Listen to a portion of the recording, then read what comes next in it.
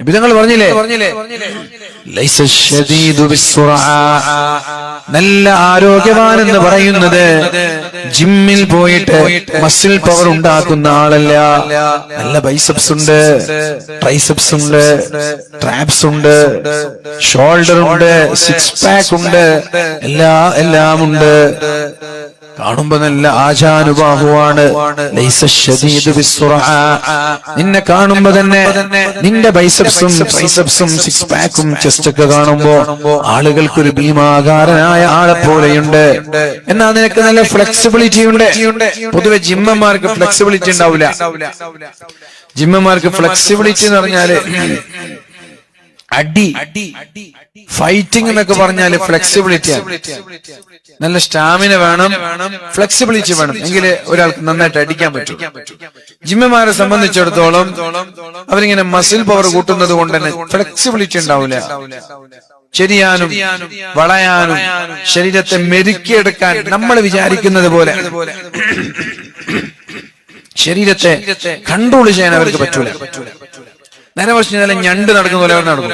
ഇങ്ങനെ നടക്കും, ഞണ്ട് നടക്കുന്ന പോലെ നടക്കുക. ജിമ്മന്മാരെ നടക്കുന്ന കണ്ടിട്ടില്ലേ? എന്തുണ്ടാ? കാരണം ഇവിടെ വിങ്സ് ഉണ്ടാവും. ഈ വിങ്സ് കൂടിയാ പിന്നെ എന്ത് ചെയ്യാൻ പറ്റൂല, അതിങ്ങനെ കൈ ഇങ്ങനെ എടുക്കൂല, അപ്പൊ കൈ ഇങ്ങനെ ഉണ്ടാവും. നിങ്ങൾ വിചാരിച്ചാൽ ജിമ്മന്മാര് ഭയങ്കര അഹങ്കരിച്ചിട്ട് ഇങ്ങനെ നടക്കാന്ന് വിചാരിക്കണ്ട. ഇവിടെ ഒരു സാധനം വരും, വിങ്സ്. ആ സാധനം വന്നാ പിന്നെ കൈ ഇങ്ങനെ കൂടൂല. കാരണം ഇവിടെ ഒരു മസിൽസ് ഉണ്ട്, വിങ്സ് എന്ന് പറഞ്ഞിട്ട്. അത് കൂടൂല. കൂടാതിരിക്കുമ്പോ അവരിങ്ങനെ നടക്കുക, ഇങ്ങനെ ഞണ്ടെടുക്കണ ഇങ്ങനെ നടക്കും. കാരണം അവർക്ക് പിന്നെ അങ്ങനെ നടക്കാൻ തുടങ്ങിയാൽ പിന്നെ അടിക്കാനൊന്നും കഴിയില്ല. കാണുമ്പോ ഒരു ഷോ ഉണ്ടാകും ല്ലാതെ. സത്യത്തിൽ നല്ല ഫൈറ്റ് ചെയ്യുന്ന ആളുകളെ സംബന്ധിച്ചിടത്തോളം അവർക്ക് മസിൽ പവറോ ചെസ്റ്റോ ഒന്നും വേണ്ട. അവർക്ക് വേണ്ടത് സ്പീഡ്, സ്റ്റാമിന, ഫ്ലെക്സിബിലിറ്റി, ഇത്രയാണ് വേണ്ടത്. അടി ഉണ്ടാക്കാൻ കഴിയുന്ന ആളുകൾ നല്ലൊരു കോല് പോലെ ഉണ്ടാവും, മെലിഞ്ഞിട്ടായിരിക്കും മിക്കവാറും ഉണ്ടാവുക. നന്നായിട്ട് അടിക്കാൻ കഴിയും അവർക്ക്, ഓടാനും കഴിയും, വളയാനും കഴിയും.